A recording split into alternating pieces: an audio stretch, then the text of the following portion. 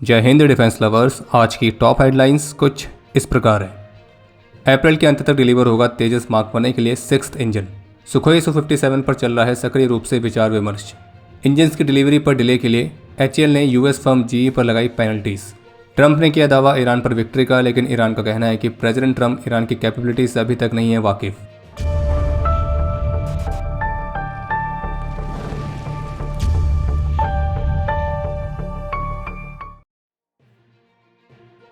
आज HAL के senior officials की तरफ से भारत के स्वदेशी फाइटर जेट तेजस, उसका जेट इंजन और सुखोई Su-57 फाइटर्स की डील, तो उस पर कुछ महत्वपूर्ण स्टेटमेंट्स देखने को मिली हैं। जैसे कि HAL के चेयरमैन की तरफ से बताया गया कि हाल ही के एक्सीडेंट के बाद जो तेजस मार्क 1 फाइटर्स की फ्लीट वन टाइम चेक्स के लिए ग्राउंडेड की गई थी, तो उसका स्टेटस ये है कि एयरक्राफ्ट का LMC यानी कि लाइन मेंटेनेंस चेक तो ये कंप्लीट हो चुका है और अब लोकल मॉडिफिकेशन कमेटी इस पर विचार कर रही है और हमें बुधवार तक मंजूरी मिलने की उम्मीद है और जिसके बाद से तेजस मार्क 1 की फ्लीट दोबारा से उड़ान भरना शुरू कर देगी, यानी कि अगले सप्ताह तक। और बाकी अभी वर्तमान समय में भारतीय वायुसेना की सर्विस में टोटल 36 तेजस मार्क 1 फाइटर्स शामिल हैं, जिनमें 32 फाइटर्स और 4 ट्रेनर वेरिएंट हैं, और जबकि अभी 2 और तेजस मार्क 1 के जो ट्रेनर वेरिएंट है वो डिलीवर होने बाकी हैं। इसके अलावा तेजस मार्क 1 फाइटर्स के लिए जो यूएस फर्म GE की तरफ से जेट इंजन्स की डिलीवरी में डिले हो रहा है, तो उस पर भी HAL के चेयरमैन की तरफ से बताया गया कि अभी हमारे पास 5 इंजन्स आ चुके हैं। जो 6th इंजन है वो भी तैयार है, उसे हम जल्दी पिक करेंगे। आपको स्पष्ट करते कि यहाँ पे कहने का मतलब ये है कि जो 6th इंजन है तो उसे यूएस फर्म ने यूएस में हैंडओवर तो कर दिया है, लेकिन उसे अभी भारत आना बाकी है। और HAL चेयरमैन का ये भी कहना है कि जब मैंने लास्ट टाइम GE की फैसिलिटी को विजिट किया था तो उन्होंने मुझे इस बात का आश्वासन दिया था कि इस वर्ष के सेकेंड हाफ तक वो 20 इंजन्स डिलीवर कर देंगे, यानी कि जून से दिसंबर के बीच में। बाकी इस महीने के अंत तक फिलहाल हमें 6 ही इंजन्स मिलेंगे। लेकिन HAL की तरफ से भी कहा गया कि GE एविएशन की तरफ से जो F404 इंजन्स की डिलीवरी में डिले हुआ है, तो अब HAL हर एक डिलेड इंजन की डिलीवरी पर पेनल्टीज लगा रही है और इस डिले के लिए यूएस फर्म GE पर लिक्विडेटेड डैमेजेस को इम्पोज किया गया है, यानी कि एक कॉन्ट्रैक्ट साइन करते समय निर्धारित किए जाने वाला एक पेनल्टी अमाउंट होता है और जिसके तहत कोई पक्ष कॉन्ट्रैक्ट की शर्तों को पूरा करने में विफल रहता है तो आमतौर पर उसे यह पेनल्टी अमाउंट चुकाना पड़ता है, और वही HAL ने GE फर्म पर लगाया है। वहीं इसके अलावा द प्रिंट की तरफ से जेट इंजन्स की डिलीवरी को लेकर भी एक रिपोर्ट जारी की गई है, जिसमें सोर्सेज के हवाले से कहा जा रहा है कि जो GE है उसने HAL को इस बारे में सूचित किया है कि इंजन्स की डिलीवरीज में जो डिले है तो वो इस वेस्ट एशिया वाले कॉन्फ्लिक्ट की वजह से हो रहा है, जबकि इस कॉन्फ्लिक्ट की शुरुआत 28 फरवरी से हुई थी। और बाकी जैसा कि भारतीय वायुसेना की तरफ से कहा गया कि वे तेजस मार्क 1 को तभी एक्सेप्ट करेंगे जब उसमें जो जरूरी चीज़ें हैं वो पूरी हो जाएंगी, जिसमें मुख्य रूप से शामिल है missile firing test, radar electronic warfare system इनका कंप्लीट इंटीग्रेशन और वेपन पैकेजेस का कंप्लीट इंटीग्रेशन। और फायरिंग ट्रायल्स कंप्लीट हो चुके हैं, सर्टिफिकेशन प्रोसेस चल रही है और जिन 3 टास्क को डिस्क्राइब किया गया है तो वो बेहद ही जरूरी हैं, यानी कि अगर वो पूरे नहीं होंगे तो एयरफोर्स तेजस मार्क 1 को एक्सेप्ट नहीं करेगी। और इस रिपोर्ट के मुताबिक HAL ने रक्षा मंत्रालय और एयरफोर्स के सामने इस बात को आर्ग्यू किया है कि जो पेंडिंग वर्क है उसे ADA देखती है, इसमें कोई मैन्युफैक्चरिंग डिले नहीं है। जो मेजर कैपेबिलिटीज़ है उनको इंटीग्रेट किया गया है, जिसकी सर्टिफिकेशन प्रोसेस चल रही है और वो इस महीने के अंत तक कंप्लीट हो जाएगी। और फिर उसके बाद जो भारतीय वायुसेना है वो तेजस मार्क 1 की एक्सेप्टेंस ट्रायल्स को कंडक्ट करेगी, जिसको कुछ सप्ताह तक का समय लगेगा। और अगर वो सब कुछ योजना के अनुसार होता है तो फिर एयरफोर्स तेजस मार्क 1 को अपनी सर्विस में शामिल करेगी, यानी कि हम ये मान के चल रहे हैं कि कम से कम जून या जुलाई तक तो तेजस मार्क 1 इंडक्ट होना शुरू होंगे। बाकी ANI के साथ इंटरेक्शन में जब HAL चेयरमैन से पूछा गया कि इस वेस्ट एशिया वाले वॉर की वजह से क्या तेजस मार्क 1 के लिए इजराइल से आने वाले रडार और इलेक्ट्रॉनिक वॉरफेयर सिस्टम्स की डिलीवरी में डिले है, तो उस पर HAL चेयरमैन का कहना था कि रडार के सॉफ्टवेयर आने में देरी के कारण हमें कुछ दिक्कतों का सामना करना पड़ा है और पिछले वॉर में भी इसकी डिलीवरी में थोड़ा समय लगा था, लेकिन प्लांट्स ने काम किया था और हमें इक्विपमेंट उपलब्ध कराए थे। बाकी सॉफ्टवेयर अपग्रेड भी आ चुके हैं, हालांकि उनमें देरी हुई है और इसलिए मुझे लगता है कि स्थिति को अच्छी तरह से संभाला जा रहा है। फिलहाल जो भी स्थिति है उससे सप्लाई पर कुछ असर पड़ने की उम्मीद है, लेकिन अभी हमारे पास जो एयरक्राफ्ट हैं उनमें इक्विपमेंट मौजूद हैं और इसलिए हमें उम्मीद है कि हम स्थिति को संभाल लेंगे और इस बात की भी आशा करते हैं कि ये युद्ध भी जल्दी समाप्त हो जाएगा और इस देरी का समाधान किया जाएगा। सुखोई Su-57 के प्रस्ताव पर HAL चीफ की तरफ से कहा गया कि रशियन टीम ने इस एयरक्राफ्ट की कैपेबिलिटीज़ को बताने के लिए इसकी एक प्रेजेंटेशन एयरफोर्स के सामने दी है। इन रशियन इक्विपमेंट के लिए हमारे प्लांट्स की कैपेसिटी का हमारे पास एक एस्टिमेशन है और रशियन कमेटी ने भी इसको स्टडी किया और उनका ये कहना है कि इन एयरक्राफ्ट को भारत में बनाने के लिए हमारे पास 50% तक की फैसिलिटीज़ लगभग मौजूद है, लेकिन फिर भी कुछ नई इन्वेस्टमेंट की रिक्वायरमेंट पड़ेगी। और अब हम रशिया के कोटेशन का इंतजार कर रहे हैं कि वो कितना इन्वेस्ट करेंगे, कितने अमाउंट में होगा, और फिर उसके बाद हम इंडियन एयरफोर्स को अप्रोच करेंगे और उन्हें बताएंगे नंबर्स के बारे में कि एयरक्राफ्ट को भारत में प्रोड्यूस करने में कितनी लागत आएगी और इसकी क्या टाइमलाइंस रहेंगी, और फिर एयरफोर्स जो निर्णय लेगी उसी के आधार पर आगे की कार्रवाई होगी।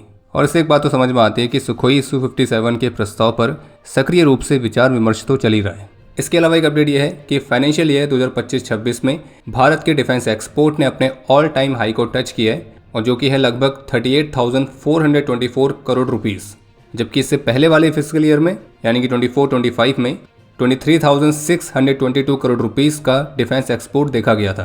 तो उस हिसाब से 2025-26 में इसमें 62.66% तक की बढ़ोतरी देखने को मिली है, और इस डिफेंस एक्सपोर्ट को अचीव करने में डिफेंस PSUs का 54.84% का योगदान है, जबकि प्राइवेट सेक्टर का 45.16% का। और प्रीवियस ईयर के कंपैरिजन में डिफेंस PSUs के एक्सपोर्ट में 151% तक की बढ़ोतरी आई है, और जबकि प्राइवेट फर्म्स के 14%। और देखा जाए तो 2024-25 की तुलना में 2025-26 में एक बहुत महत्वपूर्ण जंप आया है भारत के डिफेंस एक्सपोर्ट में, और भारत 80 से अधिक कंट्रीज को डिफेंस इक्विपमेंट एक्सपोर्ट कर रहा है।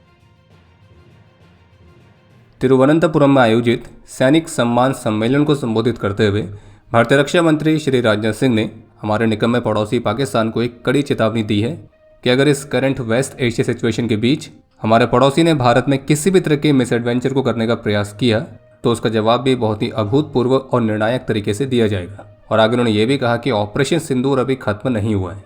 बाकी इस करंट ग्लोबल सिचुएशन के बीच जो भारत में फ्यूल क्राइसिस के रूमर्स फैलाए जा रहे हैं, तो उस पर भारतीय रक्षा मंत्री ने स्पष्ट रूप से कहा कि कुछ लोग वेस्ट एशिया कॉन्फ्लिक्ट के ऊपर झूठ फैलाकर पैनिक क्रिएट करने का प्रयास कर रहे हैं, लेकिन उन्होंने स्पष्ट किया है कि देश में पेट्रोल डीजल की शॉर्टेज नहीं है, न ही गैस की शॉर्टेज है, और भारत किसी भी एनर्जी क्राइसिस से डील करने के लिए प्रिपेयर है। बाकी एक तरफ जहां भारतीय रक्षा मंत्री ने भारत के पड़ोसी को उसकी किसी भी नापाक हरकत के लिए चेतावनी दी है, वहीं दूसरी तरफ भारतीय नौसेना प्रमुख की भी एक महत्वपूर्ण स्टेटमेंट सामने आई है, जिसमें उनका ये कहना था कि अब ये कोई छिपी हुई बात नहीं है कि ऑपरेशन सिंदूर के दौरान हम समुद्र से पाकिस्तान पर हमला करने से बस कुछ ही मिनट दूर थे जब पाकिस्तान ने सैन्य कार्रवाई रोकने का अनुरोध किया था। बाकी हमारे फोर्सेस के प्रमुख भी कई बार ये कह चुके हैं कि ऑपरेशन सिंदूर समाप्त नहीं हुआ है और ये अभी भी जारी है। बाकी पाकिस्तान अच्छी तरह से समझ सकता है कि भारतीय नौसेना को कंट्री मेकर क्यों कहते हैं। इसके अलावा एक और महत्वपूर्ण अपडेट है कि 6 से 8 अप्रैल तक मलाक्का स्ट्रेट के पास फायरिंग एक्सरसाइज कंडक्ट करने के लिए भारत ने एरिया नोटिफिकेशन जारी किया है।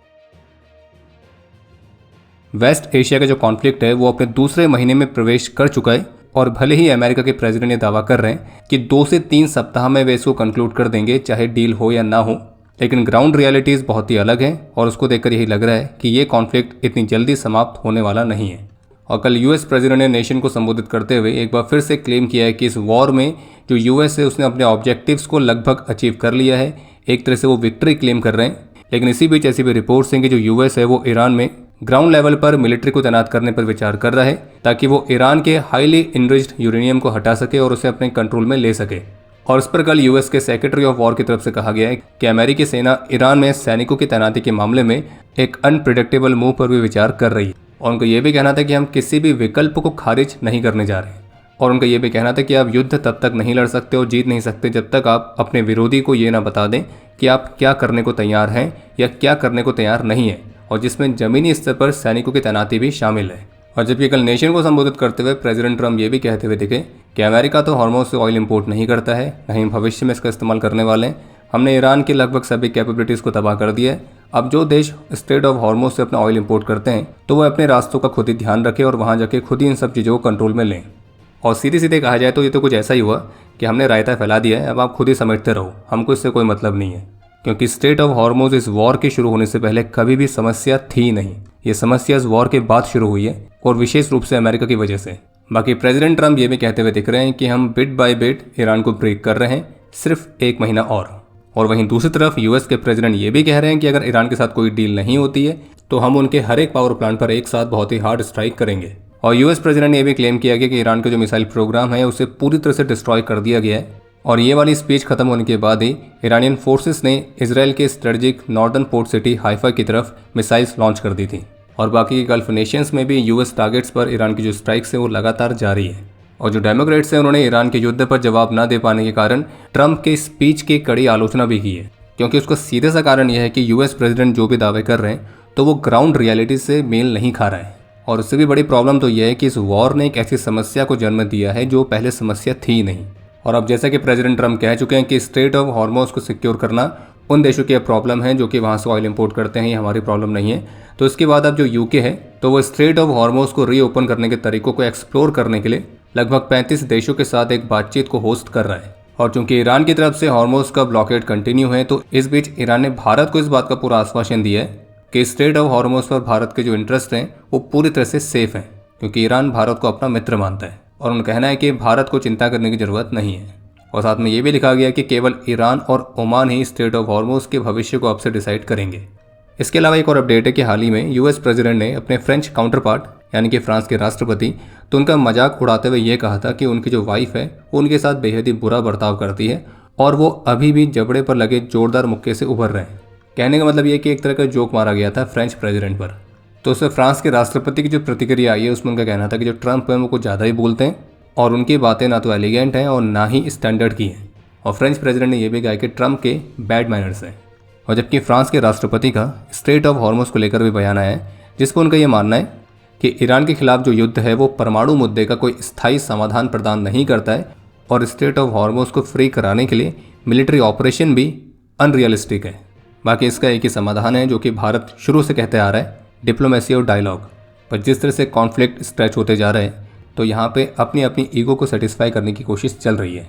बाकी यूएई की तरफ से बताया गया कि आज 2 अप्रैल को उन्होंने 19 बैलिस्टिक मिसाइल्स और 26 यूएवीज को इंगेज किया है जो कि ईरान की तरफ से लॉन्च किए गए थे। और अभी तक यूएई का जो एयर डिफेंस है वो total 457 ballistic missiles, 19 cruise missiles और 2038 यूएवीज को इंगेज कर चुका है।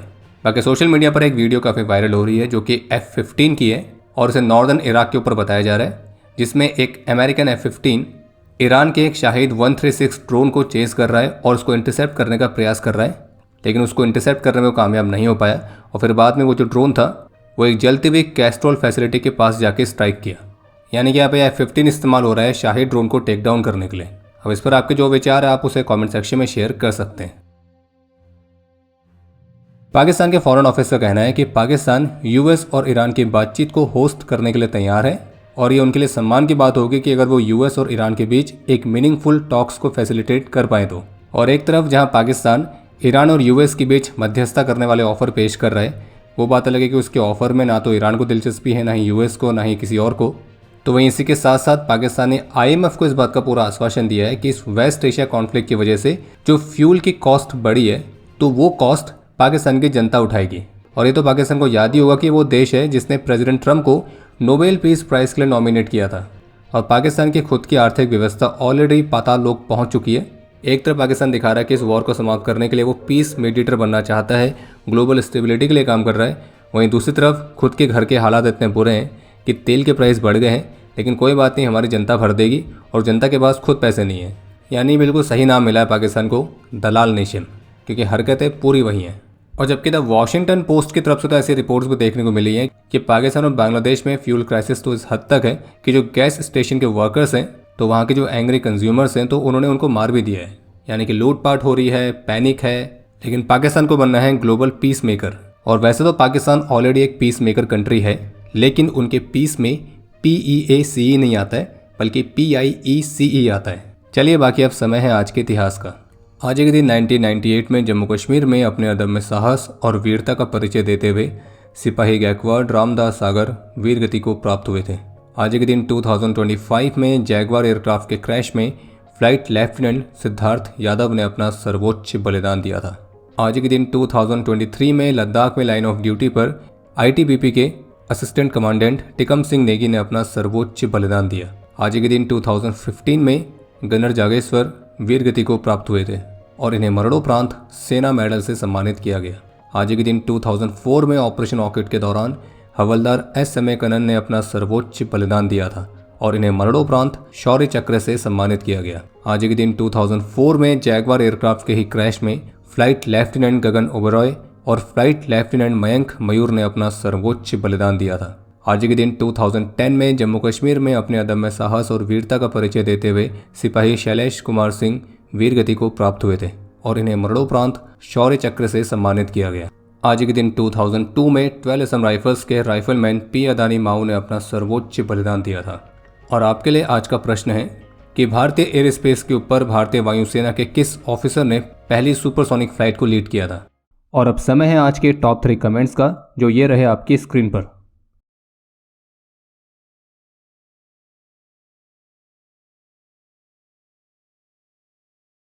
उम्मीद है आपको आज का एपिसोड पसंद आया होगा। पसंद आया तो वीडियो को लाइक करना ना भूलें। आपके कोई भी सुझाव या सवाल हो तो उसके लिए कमेंट सेक्शन ओपन है।